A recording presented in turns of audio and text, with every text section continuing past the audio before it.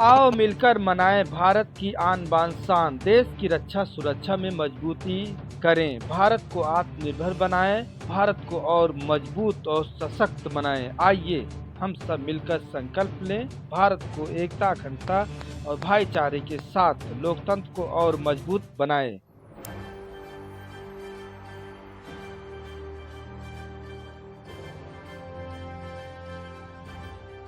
नमस्कार, मैं हूँ लालचंद सोनी। आज सुबह टाइम्स में आप सभी का स्वागत है। आइए हम सब 14 तारीख को मनाए दीप उत्सव बड़े धूमधाम के साथ। जिस तरह से आज कठिनाइयों का सामना करना पड़ रहा है, कोरोना महामारी, डेंगू और भी बहुत सारी समस्याएं मानव के आर्थिक स्थिति पर बहुत ही प्रभाव पड़ी है। वहीं पर दीप उत्सव बड़े धूमधाम के साथ भारत में मनाई गई, खुशियों के साथ।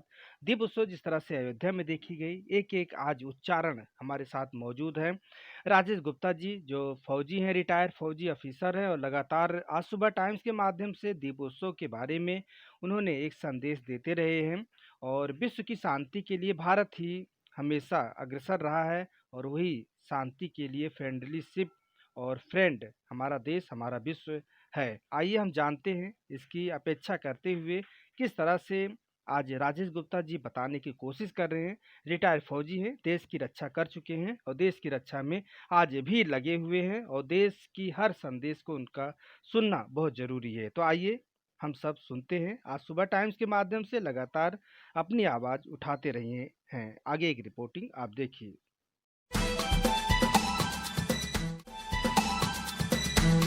यह फुटेज आपको उत्तर प्रदेश कानपुर का दिखा रहा हूँ। दीप उत्सव के किस तरह से सजाया गया है, कितनी सुंदरता के साथ आज घर दिखाई दे रहा है। एक एक घर, चाहे गरीब का हो, चाहे अमीर का हो, चाहे कैसे भी हो, अपने अपने हैसियत से सभी लोगों ने सजा रखा है। और दीप उत्सव में सभी आज भारत के कोने कोने में सभी लोग आज जिस तरह से देखा गया, दीप उत्सव का एक आनंद लेते हुए और सेलिब्रिटीज़ के साथ देखा गया।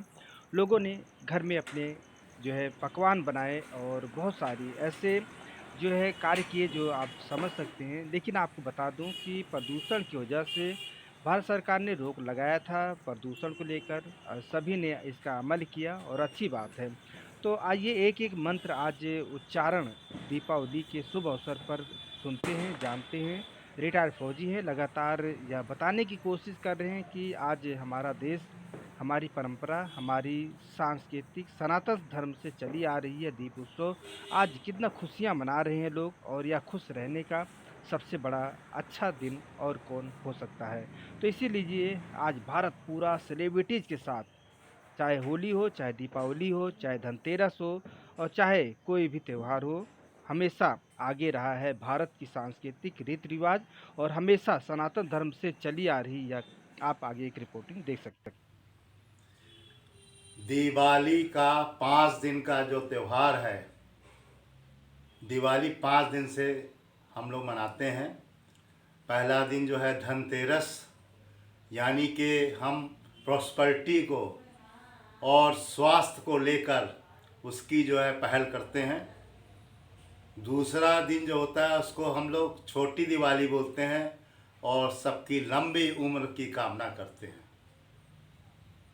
मेन त्यौहार दीपावली तीसरे दिन होता है, और वो जो है कार्तिक की अमावस्या, घोर अंधेरा, जिसमें कि हम अपने प्रॉस्पेरिटी की देवी महालक्ष्मी का पूजन, बुद्धि के देने वाले श्री गणेश जी के साथ उनका पूजन करके हम अपने जीवन में संपन्नता, सद्बुद्धि के साथ, विजडम के साथ मांगते हैं, जिससे कि अगर हमारे पास समृद्धि है और बुद्धि भी है तो हम एक बैलेंसिंग लेकर अपने जीवन को चलें, और बड़े साथ ही साथ एक यूनाइट होकर ऐसी दिया जलाते हैं जो हमारे लगता है कि शरद पूर्णिमा आ गई।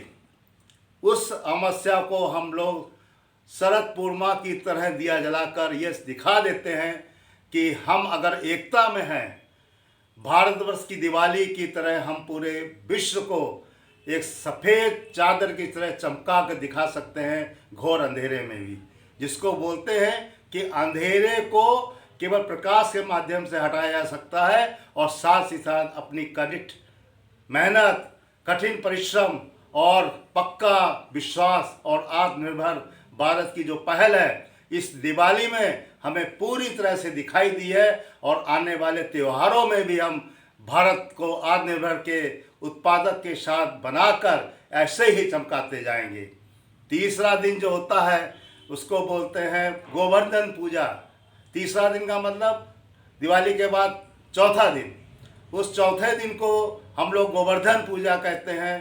कहीं कहीं पर इसको जो है अन्नकूट भी कहते हैं।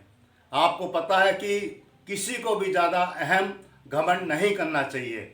और इसको अध्ययन करने के बाद पता लगा कि हमारे पूर्व समय में भी जिन्होंने घमंड किया उसको भगवान ने कैसे तोड़ा।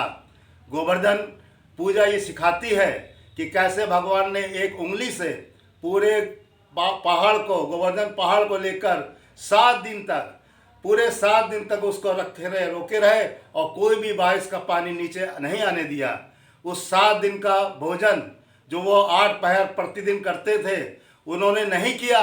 और जब वो हार गए, जिन्होंने बोला था कि ऐसा कोई कर नहीं सकता है, तो इनके हारने के बाद भगवान कृष्ण का जब जीत हुई तो 8 दिन का जो 8 पहर का भोजन 7 दिन का एक साथ उनको चढ़ाया जाता है, जिसको हम लोग अन्नकूट में 56 भोग कहते हैं। 8 सत्ते 56, 8 पहर हुए और 7 दिन हुए तो 8 सत्ते 56 का अन्नकूट का भोग लगाते हैं। ये हमें सिखाता है कि कभी भी हमें अपनी योग्यता पर, अपने जो है ज्ञान पर कभी भी घमंड नहीं करना चाहिए।